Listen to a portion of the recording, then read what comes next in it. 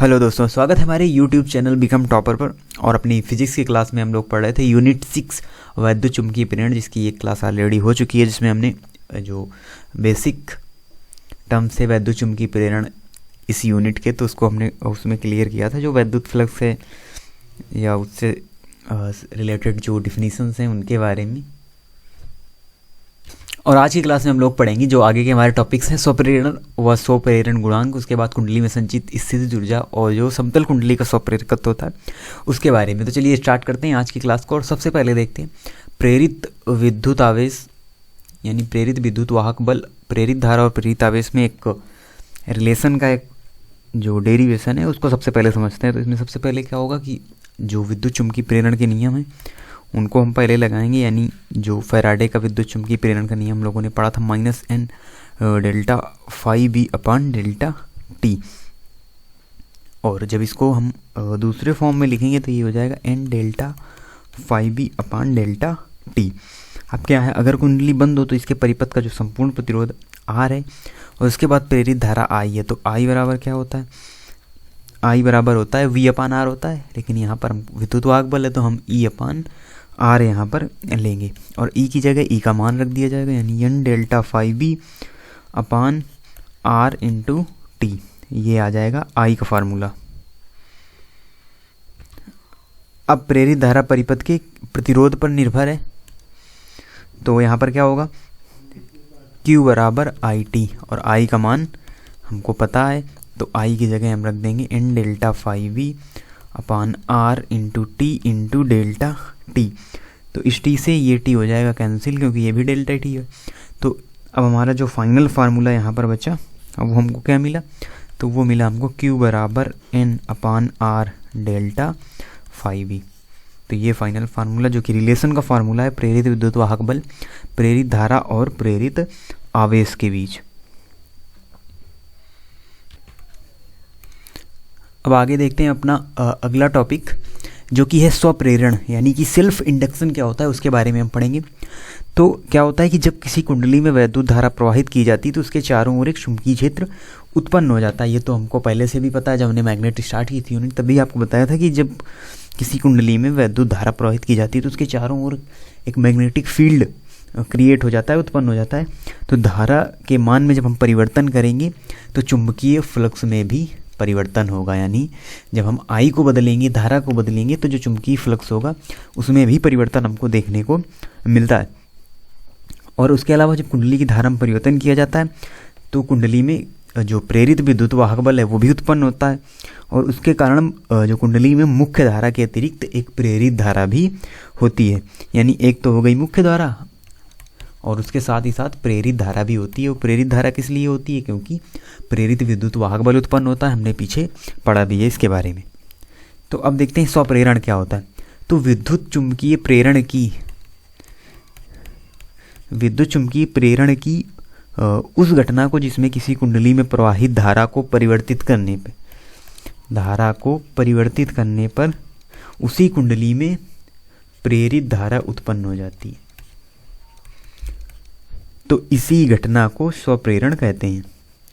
क्या कहने का मतलब हुआ कि विद्युत चुंबक प्रेरण की ऐसी घटना जिसमें किसी कुंडली में प्रवाहित धारा को परिवर्तित करने पर, जैसे I किसी कुंडली में प्रवाहित धारा है, इसको परिवर्तित करने पर अगर उसी कुंडली में एक प्रेरित धारा उत्पन्न हो जाती है स्वयं से ही, तो इसे हम कहेंगे स्वप्रेरण की घटना, और इसे ही स्वप्रेरण कहा जाता है। यानी और लेंज का नियम हम पहले भी पढ़ चुके हैं। तो लेंज के नियम के अनुसार क्या होता है, यह प्रेरित धारा जो होती है यह सदैव इस वाली धारा के यानी मुख्य धारा के हर समय विरोध करती है, हमेशा विरोध करती है। अभी हमने पढ़ा था लेंज के नियम में कि उस धारा का विरोध करती है जिससे स्वयं उत्पन्न होती है। तो इसीलिए जब प्रेरित धारा मुख्य धारा में होने वाले परिवर्तन में क्या करती है, विरोध करती है। तो जब मुख्य धारा बढ़ाई जाती है तो प्रेरित धारा क्या होती है, मुख्य धारा की विपरीत दिशा में बहती है। तो यही होता है स्वप्रेरण। और लेंज के नियम से हम समझ सकते हैं कि जो मुख्य धारा है, प्रेरित धारा है, दोनों आपस में इनके बीच में विरोधाभास रहता है, एक दूसरे का ये धाराएं विरोध करती हैं आपस में। तो अब देख लेते हैं स्वप्रेरण गुणांक क्या होता है, या जिसे हम स्वप्रेरकत्व भी कहते हैं। तो ये एक फार्मूला हमको प्राप्त होगा, तो उसी फार्मूले को हमको देखना है। तो क्या होता है कि एन फाई बी, यानी इसे हम कहते हैं क्या, फ्लक्स ग्रंथिकाओं की संख्या एन फाई बी। तो ये होती है अनुक्रमानुपाती आई के, यानी उस प्रवाहित धारा आई के अनुक्रमानुपाती होती है। अब क्या होता है, जब प्रोपोर्शनल का चिन्ह हटेगा तो कोई एक कांस्टेंट आएगा, तो यहाँ पर आता है एल आई। तो एल यहाँ पर क्या है, एल एक नियतांक है, कांस्टेंट है, और यही एल बराबर फार्मूला लिख देंगे हम, तो ये हो जाएगा एन फाई बी अपान आई। और इसी एल को कहा जाता है क्या, स्वप्रेरण गुणांक या स्वप्रेरकत्व। इसे ही स्वप्रेरकत्व कहा जाता है, स्वप्रेरण गुणांक कहा जाता है। हमने प्रत्यावर्ती धारा जब यूनिट पढ़ी थी अल्टरनेटिव करंट वाली, तो वहाँ पर हमने पढ़ा था स्वप्रेरकत्व के बारे में, एक्सएल और एक्सी जो हमने पढ़ा था वहाँ पर। तो जो एक्सएल था वही है स्वप्रेरकत्व। तो ये हमारा फार्मूला प्राप्त हुआ, और इसी फार्मूले को अगर हम चेंज करेंगे तो फिर हमको इसी से एक और फार्मूला प्राप्त होगा, जिसे हम डायरेक्ट देख लेते हैं। तो ये फार्मूला होगा एल बराबर माइनस ई अपान डेल्टा आई अपान डेल्टा टी। तो ये एक और फार्मूला हमको प्राप्त होता है स्वप्रेरकत्व का या स्वप्रेरण गुणांक का। और इसका अगर हम मात्रक की बात करें तो स्वप्रेरकत्व गुणांक का एसआई जो मात्रक होता है वो होता है हेनरी। हेनरी इसका एसआई मात्रक होता है कि इसका स्वप्रेरण गुणांक या स्वप्रेरकत्व दोनों एक ही बात है, और दोनों को हेनरी के नाम से भी स्वप्रेरण गुणांक और स्वप्रेरकत्व के नाम से भी जाना जाता है। हेनरी, या इसे ही अगर हम एमकेएस पद्धति में लिखें तो ये हो जाएगा वोल्ट पर एम्पियर प्रति सेकंड। ये तो डायरेक्ट वाला बना, और एक वर्ड में इसे हम हेनरी कहते हैं, यानी हेनरी इसका मात्रक होता है, स्वप्रेरण गुणांक का मात्रक होता है। अब देख लेते हैं कुछ डायरेक्ट फार्मूला जो इसको इसमें, जैसे लंबी परिनालिका का स्वप्रेरकत्व क्या होता है। तो इसका डेरिवेशन करने की हमको ज़रूरत नहीं है, हम यहाँ पर सिर्फ और सिर्फ इसका डायरेक्ट फार्मूला लर्न रखेंगे, जो कि हमको न्यूमेरिकल्स में यूज होता है। तो u n square A upon L. L क्या है, एल उस जो लंबी हमने परिनालिका ली है उसकी लंबाई एल है, उसका क्षेत्रफल ए है, फेरों की संख्या एन है, और म्यू नॉट निर्वात की चुंबकशीलता है। तो ये फार्मूला प्राप्त होता है किसके लिए, लंबी परिनालिका का स्वप्रेरकत्व एल बराबर mu not an square A upon L होता है। और उसके बाद इसी में एक दूसरी कुंडली आती है, तो लंबी परिनालिका हो गई, और फिर आती है इसी में जो समतल कुंडली का स्वप्रेरकत्व। तो वो देखेंगे हम, समतल कुंडली का स्वप्रेरकत्व क्या होता है। तो इसका भी डायरेक्ट फार्मूला होता है, और इसमें क्या होता है, इसमें जो एन फेरों की संख्या और उसके बाद आर मीटर त्रिज्या होती है, क्योंकि समतल कुंडली होती है। तो आर मीटर त्रिज्या की एक वृत्ताकार कुंडली में एन फेरे और धारा आई होती है। तो फिर उसमें डायरेक्ट जिसका फार्मूला होता है एल बराबर mu not pi n square r by 2। ये समतल कुंडली का स्वप्रेरकत्व होता है। और इन जो म्यू नॉट का मात्रक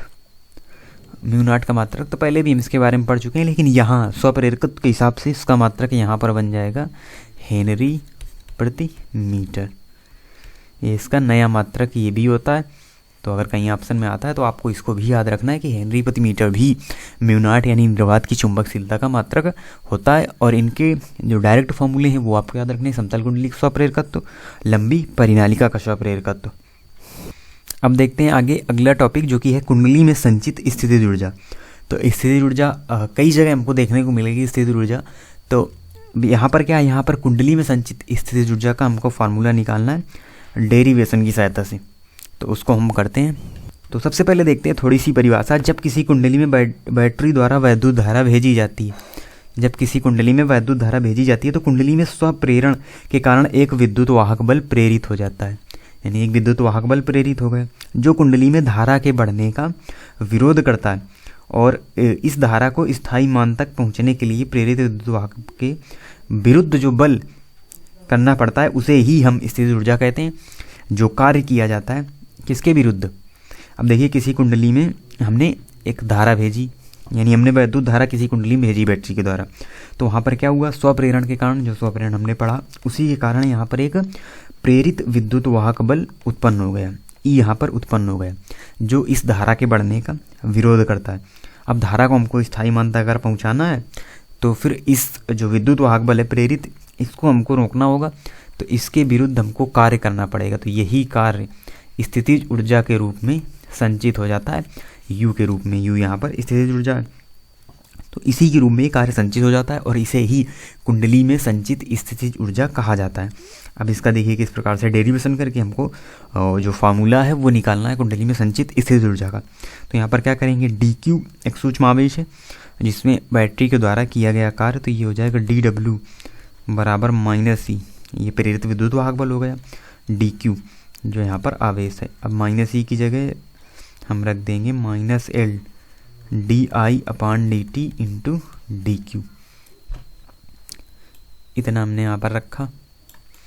अब आगे देखते हैं, तो इसमें ये माइनस माइनस हो जाएगा प्लस, तो ये हो जाएगा बराबर L di/dt इंटू dq।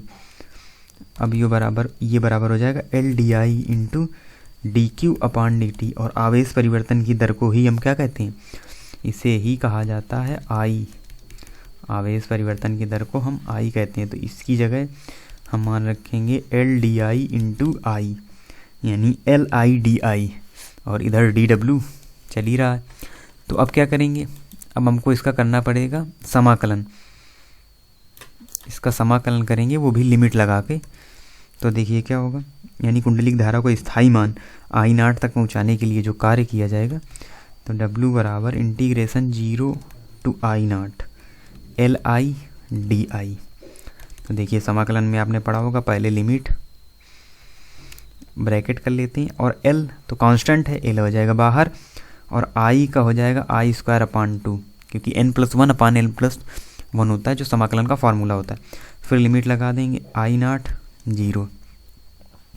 तो अब क्या होता है, आपने समाकलन में पढ़ा होगा upper limit minus lower limit. जब हम इसकी लिमिट लेंगे तो ये हो जाएगा upper limit minus lower limit, यानी कि W बराबर L, और यहाँ पर 1/2, ये नीचे वाला 2 आ जाएगा, नीचे 0 है तो कोई दिक्कत नहीं, ऊपर वाली जो लिमिट होगी अपर लिमिट I0² हो जाएगा। यानी जो फाइनल फार्मूला, अब ये कार्य का वैसे हमने निकाला है, लेकिन यही कार्य क्या हो जाता है, स्थितिज ऊर्जा के रूप में संचित हो जाता है। तो ये होगा ½ L I0²। ये हमको फार्मूला यहाँ पर मिल जाता है किसका, कुंडली में संचित स्थितिज ऊर्जा का, U बराबर ½ LI0²। अब इसी में एक हमारा छोटा सा और टॉपिक बचता है, जो कि ये प्रेरकों के संयोग, यानी प्रेरकों को, जो प्रेरक हैं, जो प्रेरकत्व है, स्वप्रेरकत्व, इसको श्रेणी क्रम और समांतर क्रम में जोड़ने पर क्या इनके फार्मूले होते हैं। तो सबसे पहले देख लेंगे हम श्रेणी क्रम में। श्रेणी क्रम में जब हम जोड़ते हैं किसको, L1 और L2 को, तो जैसे हम प्रतिरोध में हमने पढ़ा था प्रतिरोध वाले फार्मूले, तो सेम टू सेम जिस प्रकार से प्रतिरोध को जोड़ा जाता है उसी प्रकार से प्रेरकों को जोड़ा जाता है। जबकि संधारित्र की बात करें तो उसमें थोड़ा सा उल्टा होता है, लेकिन जो प्रतिरोध होते हैं और जो प्रेरक होते हैं उनको सेम टू सेम उसी तरीके से जोड़ा जाता है। यानी जब प्रेरकों को हम श्रेणी क्रम में जोड़ेंगे तो यहाँ पर फार्मूला बनेगा L बराबर L1 + L2। जैसा कि प्रतिरोध में होता है R बराबर R1 + R2 + R3, श्रेणी क्रम का फार्मूला, उसी प्रकार से यहाँ भी होता है। और बात करें अगर समांतर क्रम में, तो समांतर क्रम में होता है 1/L बराबर 1/L1 + 1/L2। तो ऐसा भी आपको लिखा हुआ मिल सकता है, या आप ऐसे भी यूज कर सकते हैं, या इसी को अगर हम और सॉल्व कर लेते हैं तो ये हो जाता है L बराबर L1 L2, जो नीचे वाला LCM है वो आ जाता है, और L1 + L2। तो ये फार्मूला बन जाता है। ये डायरेक्ट आप ये भी लिख सकते हैं, दोनों ही यहाँ पर सही माने जाएंगे। तो इस प्रकार से हमने आज की क्लास में कई सारे जो टॉपिक्स थे उनके बारे में डिस्कस किया। कुंडली में स्थितिज ऊर्जा के बारे में, स्वप्रेरकत्व तो क्या होता है उसके बारे में हमने डिस्कस किया, और साथ ही साथ हमने देखा प्रेरकों के कुछ संयोग के बारे में। तो अगर आपको क्लास पसंद आई हो तो ज़रूर लाइक करें और हमारे चैनल को सब्सक्राइब भी करें। मिलते हैं आपसे अगले वीडियो में इसके आगे के जो बचे हुए टॉपिक हैं उनके साथ। तब तक के लिए धन्यवाद।